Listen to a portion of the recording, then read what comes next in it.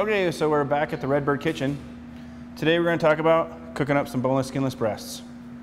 So, Jason, we talked about earlier about getting our chicken home. Yep. We're talking about our packages. So within our packages, we said, you know, we could use these things to season with. We could put a marinade in here. All we're going to do is remove the top, or you could use a bowl. Absolutely. Today we're just going to use a bowl. Jason's got some dry seasoning we're going to use. Instead of a liquid marinade, we're going to do a dry rub. Dry rubs are just a combination of herbs and spices. We're going to add a little bit of olive oil to it. You know, because there's no skin on here, we want to add just a little bit of oil. That helps keep the chicken nice and juicy. You know, in a liquid marinade, it's actually going to be more of a real liquidy format. So, yeah, you know, yep. Something's it'll coat the chicken completely, where you're not necessarily going to need the olive oil. Not at all.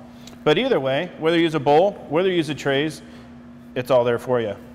When Jason's doing this seasoning here, one of the things, always remember, there is a top side and a bottom side to the chicken breasts.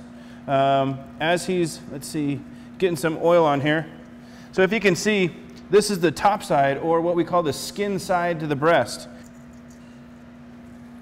Okay, so we do our dry rub. That's our dry seasonings. Now the dry seasonings are going to soak up and activate with the moisture, the natural water that's in the chicken. The bottom side, so that's actually where the rib cage was. Yep. To where the breast was attached to the chicken. So when we're cooking this, we always want to put that skin side, that smooth, shiny side, the side that has a real shiny sheen to it, that's the side we want to put down first. That's going to help alleviate any sticking, any tearing of our chicken. Cool. So now we've got we've got it all rubbed. We put a little bit of oil in there. And the nice thing is, if you want a stronger flavor, let it sit a little bit longer in the rub or in your marinade. We're going to go for the nice, quick, easy one. So we preheated our griddle here. And what we're going to do, just like Eric said, is we're going to put that skin side down first. That helps prevent any sticking. And this right here is a good way to have extra juicy chicken. Now, if you notice, when Jason put the chicken on the grill, it actually started moving and plumped up. Redbird chicken is made always fresh. What that means is, inside of the chicken, the water that's actually in the cell, a little biology lesson here, if that water is frozen, if that chicken is frozen, that water will expand, break that cell wall, it'll leak out. That's why when you get a lot of times you get chicken in the store, you have all the liquid in the bottom. Sure. This chicken has never been frozen. So those cells that still contain all that water, when it goes on the grill, it actually plumps up. That water now turns into steam, and that's what's helping keep our chicken moist, juicy, and tender. You know, and one of the things we love about the Redbird chicken, when we get it from the store, we know exactly what's in it. It has nothing. There's no solutions, no added flavorings, no injections. So when we add our seasonings to it, it's really the first time we've introduced flavor to the chicken. So what's great is we now control it from the package to the seasoning, into the cooking method, and then back onto the plate. Exactly. Notice that Jason's going to let these breasts cook about halfway. You're going to see a white line as the chicken's cooking. So you're going to let that go about halfway through. When you have marinades or rubs that have a lot of chunky herbs and seasoning, just be a little bit more mindful that those aren't going to burn. Yep. Yeah, and we'll let them cook. We like to take the chicken to 165 degrees. The fun thing is there's this cool thing called carryover cooking. Carryover cooking is great.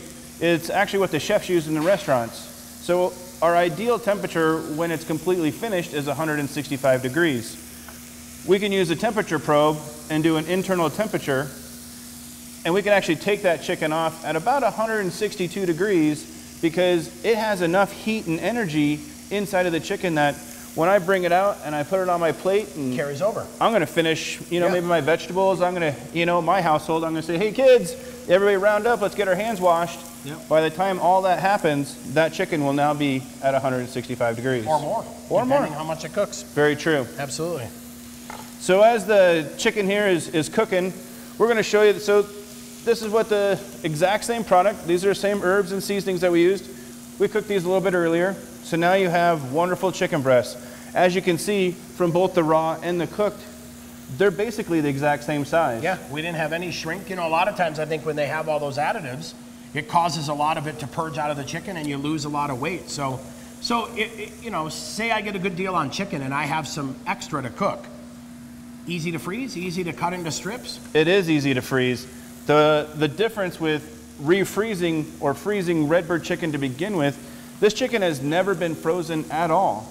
So if you were to take this and properly put it in your freezer and you were to freeze it, it's the very first time. Yeah. If you buy some chicken from the grocery store that may be on sale, it's typically already been frozen once. So if you're now going to put it in your freezer, that's the second time it's being froze. So you're going to have some of those cells that I talked about earlier that are already broken.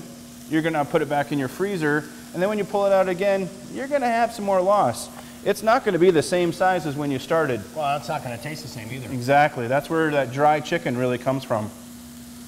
So now that we have our completed cooked chicken, I can slice it up. I can put it on a salad. Beautiful thing with Redbird chicken, because there's so much moisture still in this product, I can pre-cook. I can have a chicken breast for tonight. I can have an extra one for tomorrow and cut it up and take it as a salad. So some leftovers. Do a little extra work today, have a little easier time tomorrow. Exactly. I like now I got my lunch ready to go. Very cool.